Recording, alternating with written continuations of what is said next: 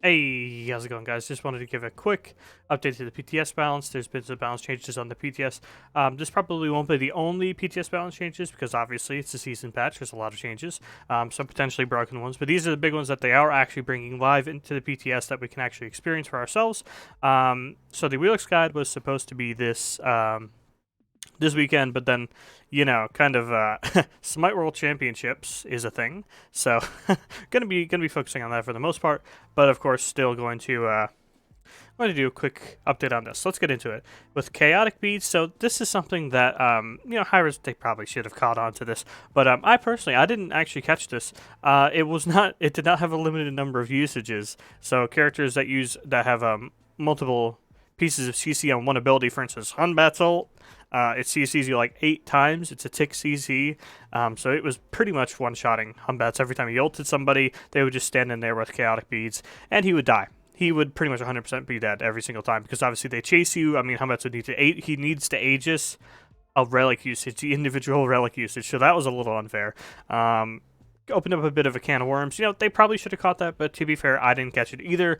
I mean, this is what PTS is for, so fair enough. So now it only goes off 2 times per god per usage.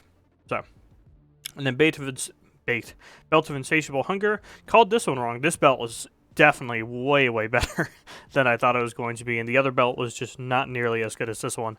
So they're decreasing the duration, so it falls off quicker. You don't have that insane, was it 30% increased damage for quite as long, or near 30%, nearly as long, and of course it just naturally doesn't last as long either. So it diminishes quicker, lasts a short amount of time. Fair enough. Fair is fair. 8 seconds, that's all. I mean, 10 seconds. 10 seconds was definitely too much. 10 seconds is so long. I mean, bro, you can get like... Oh, no, you can't. Okay, you can't get 2 Phoenixes with that, but you could definitely get a Phoenix and still have enough duration to fight with that insane boost on. So 8 seconds is more normalized, I would say. Definitely. So next up is the Scorching Blink Rune. So with this one, yeah, I misinterpreted what was going on with this one. So, but so did Hyras, apparently. They did not intend for it to, so it just hits you once and you took the full damage. That's how it worked. And obviously I just assumed that wasn't how it was going to work, because the damage would have been way too high if that was the case. And that's what the case was on day 1 of the PTS. So they pretty much immediately, like at the end of the first day, they disabled it, and now they are nerfing it to where the dot duration is only down to 1 second, so you have to reapply it if you want to get the full thing. Then, of course, decreased from 8 ticks to 2 ticks per application. So, you got to stay on the whole thing if you want the full damage. But they do still keep the same damage. It's just it only applies 2 ticks for every time you touch it. So, hey, I mean, that makes a lot more sense. That's how I thought it was going to initially work. So now we'll actually know if it'll be balanced or not. Aegis of Judgement. So yeah, this one I didn't think it would actually do as much damage as it was, but it was doing way, way too much damage. So decrease the max damage from 50% of your max health to 30% of your max health. That sounds more like it. Still though, I mean, if you get a really, really good Aegis off, you could still really whack someone with this. Yeah, it's especially on mages, because like, say you're a mage and you Aegis, say like a mage ultimate and like an assassin's combo. If the assassin tries to stay on you while you have this on you, you're just gonna nuke the assassin basically. So that did not feel great. So makes sense to nerf it. Another one makes sense to nerf. Amulet of the Stronghold, ridiculous item. I said it while I think during the patch notes review that I thought this was going to be ridiculous. 20% sounded way too high. It was even crazier than I thought it was going to be, because I think it was a total protection conversion, and I think I mentioned I was thinking it might be items if it was 20%, because that sounds a little bit more like it, but no, it was total protections percent based, and I'm pretty sure it let you overcap on protections as well. It was just absolutely ludicrous. There was no reason for it to be at 20%. That was way too high. So they down it to 10%. That makes sense. Now the Calamitous Rod of Tahuti, the one item that people agreed was not the best.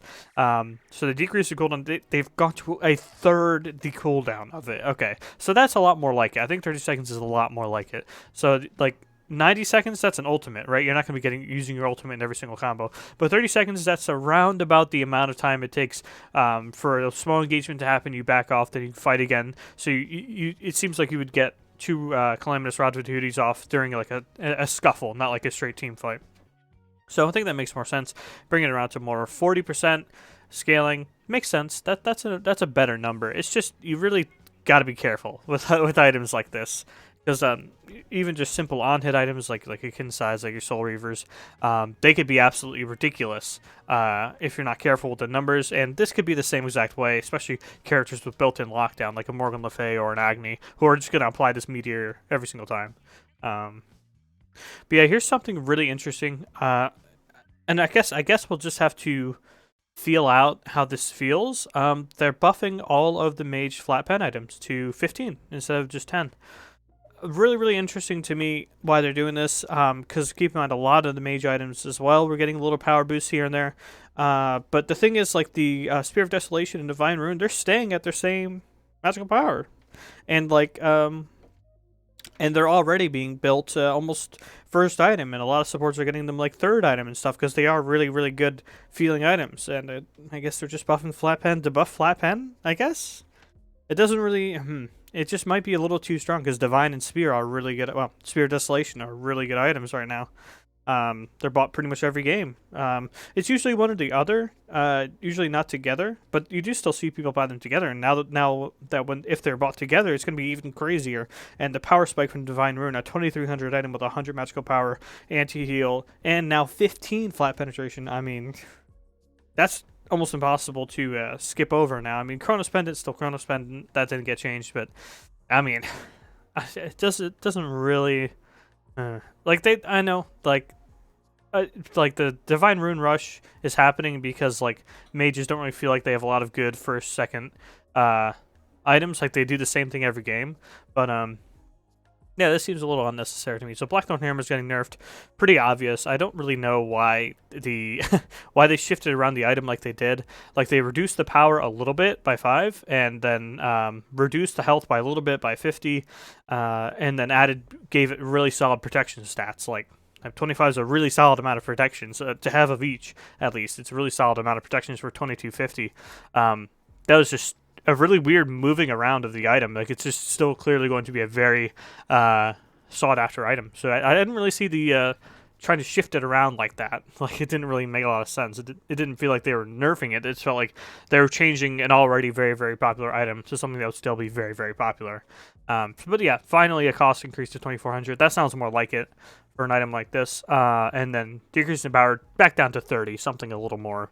A little less, you buy this item and you win. So it'll still feel good though, because this still has the CDR, still has protections, still has 350 health, I think, right? So really solid. It's still a really, really solid item, just not absolutely crazy like it was. This is probably what the change should have been in the first place if they wanted to go into that direction. So Atalanta's bow, I didn't give a hard opinion on this, but it was definitely an item I thought was really, really good. I just didn't want to be all like, oh, the crit's back in the meta 100%. It's going to be Devourer's Gauntlet, the old style builds, like Devourer's Gauntlet into crit, and Atalanta's going to be there right with it. Because I thought this item, I think I mentioned at the time, with the passive and the stats that it had, I thought it was going to be very, very strong. It was even stronger than I thought it was going to be, so they're upping the price by 150 gold, really significant, and downing the power by 10, ultra significant there. I don't really, in my opinion, I didn't really see the idea behind leaving the 40 power when it, while giving it crit. That seemed a little silly. Like they nerfed crit around the board, right? They nerfed crit damage, but 40 power is still a lot to give to an item that already has attack speed on it as well. And then of course that awesome move speed and attack speed passive when you get elimination. But Spectral Armor is getting some changes because obviously it was way, way more effective because it was obviously crits do less damage, so the current numbers, it was just like negating way too much of the crit damage. So crits used to do 200% damage, so yeah, they basically give us the maths here.